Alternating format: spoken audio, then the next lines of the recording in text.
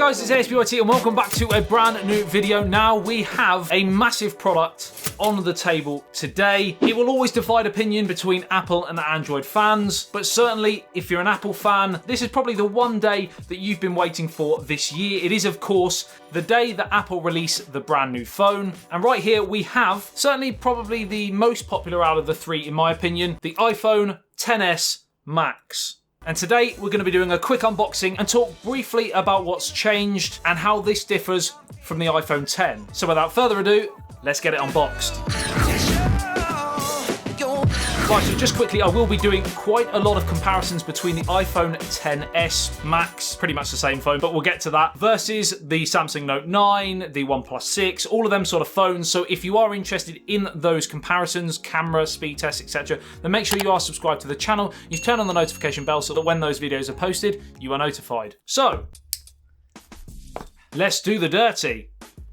Actually, we don't even need it. It's got its own tab.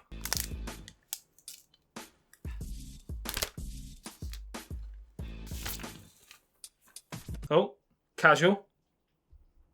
It doesn't want to leave me. Oh, how dare you.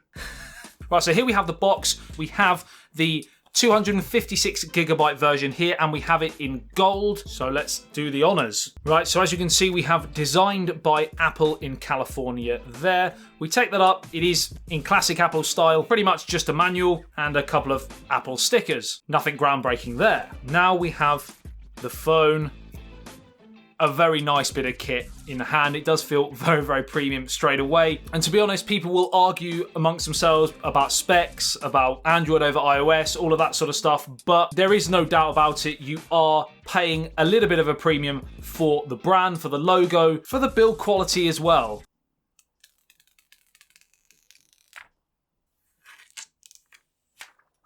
And yeah, so as you can see here, we have the gold. It's kind of a coppery color, and I do actually really quite like the color. It will divide opinions. Some people absolutely love the gold/copper. Other people just think it looks like a plaster. But if you had the XS version, so the smaller version of this, the only way you will be able to differentiate between the XS and the X is the coloring. So if you've got a case on it, for example, you won't really be able to tell the difference, which is why a lot of people have gone for the XS Max, which is the larger phone, the 6.5-inch screen compared to the 5.8 on the XS. And proof is in the sales. It did sell a lot quicker in the first few hours than the XS, and that theme will probably continue because it is one of the main differences between this year and the last. Now the name, the iPhone XS, is fine. The iPhone XS Max, well, how did that get through the discussion process? Just, how could it? Also in the box we have our earphones, and we also have our charging cable and the charger as well. And it is a standard charger. It isn't fast charge, which in my personal opinion in 2018 is a bit of a shocker, really. I understand that accessories, etc. make companies a lot of money, but I think if you're paying the amount of money you are for an iPhone, you should get a charger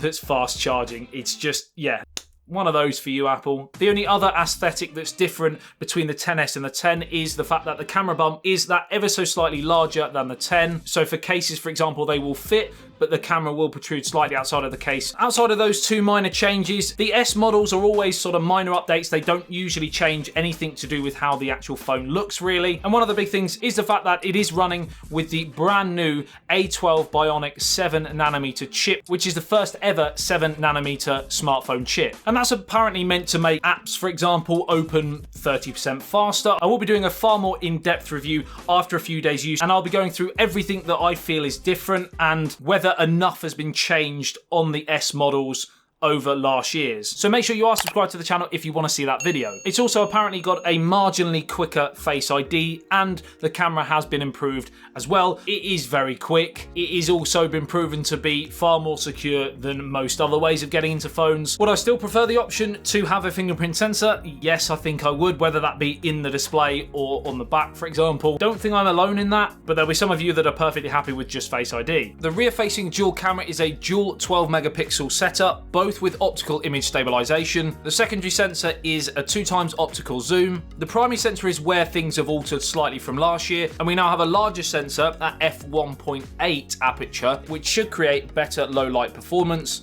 And we also have what's known as Smart HDR this year. So basically, every time you take a photo with it on, it's going to take multiple photos and fuse them together so it creates the most punchy photo possible without overexposing areas, etc. You can edit your photos after the event in portrait mode, so you can actually alter the depth effect to make the background more or less blurry to your own taste. And you can also do that now on the front-facing camera image stabilization as well. Video recording maximum 4K at 60 frames a second, and now another thing they were very proud about in the launch is that for the first time you can record in stereo audio. I will be doing an extensive standalone camera review coming very soon, but straight away these photos do look amazing. There are no two ways about it. This will be one of the best cameras on a smartphone this year. So obviously we have the notch, which I clocked Apple did this at the launch. The wallpaper they've chosen definitely was designed to hide the notch. It just casually misses the notch by probably a millimeter there. So it just sort of blends in nicely with the black of the wallpaper. I saw what you were doing, and it was a good effort, to be fair, because many people might not have clocked that. But of course, yeah, you do have the notch. It is just one of those things that you've got to get used to if you want to use the iPhone. And you've got your gestures as well. Swipe up to go home. Swipe down from the right to go to your settings, swipe up and hold to go into your recent apps, and it is very, very fluid. Gestures have been brought into Android as well with Android Pie, with companies like Xiaomi and OnePlus as well, but still to this day, no one does it as well as Apple. This will probably change as Android phones get used to using gestures, but certainly the fluidity of iOS with gestures is just second to none. And iOS will divide opinion, but again, in terms of fluidity, how snappy this phone is, it's definitely one of the most premium phones this year. Should it quite be that expensive is another question, and that's something that I want to hear from you guys. Obviously, it's a fingerprint magnet. You can see that already with metal and glass. You've got your SIM card tray there, which is dual SIM for the first time. You've got your power button there. You've got your volume up and down here, and your switch there to go from loud to silent, for example. And also on the bottom, we have our lightning port and stereo speakers as well. It's also apparently the toughest glass now on a smartphone. Will it still crack? I would imagine so. Glass generally does, but yeah, it should be better.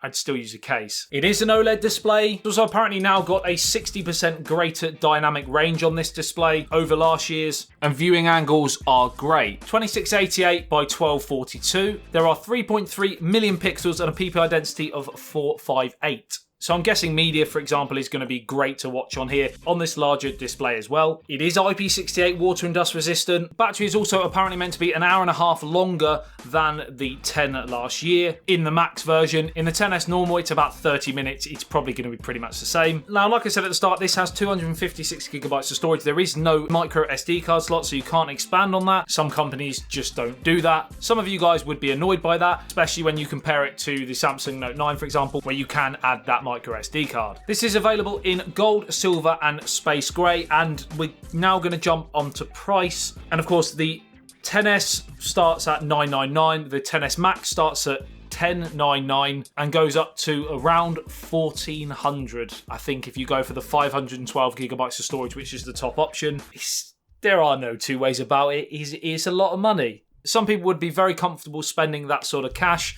Other people, and I understand these other people, they wouldn't be. But then again, iPhones and Apple products in general aren't for everyone. So that's pretty much it. Let me know in the comment section below what you think about the iPhone XS Max or the XS as well. Is there enough that's been changed this year? Also, which option do you prefer? Do you prefer the XS or do you prefer the XS Max? If you prefer the XR, let me know that as well. Like and share if you did enjoy this video and found it helpful. Subscribe and hit that notification bell if you want to see far more videos on the iPhone XS Max. iPhone in general, smartphones in general, tech in general. I do pretty much daily content here on this channel. I love you and leave you. I'll see you in the next one. Says ASBYT. Peace out.